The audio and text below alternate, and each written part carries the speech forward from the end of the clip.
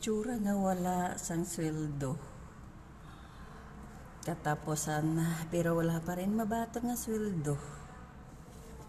Ay, kawawa naman. Kamu, may sweldo na nga, pero hindi naman kamo kapunta sa mall.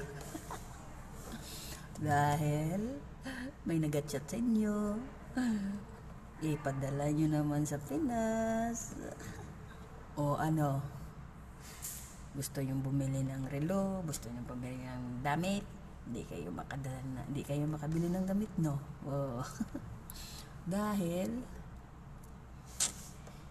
ipadala mo na sa Pinas. Huwag ka na mag-iwan. Padala mo na lahat yun.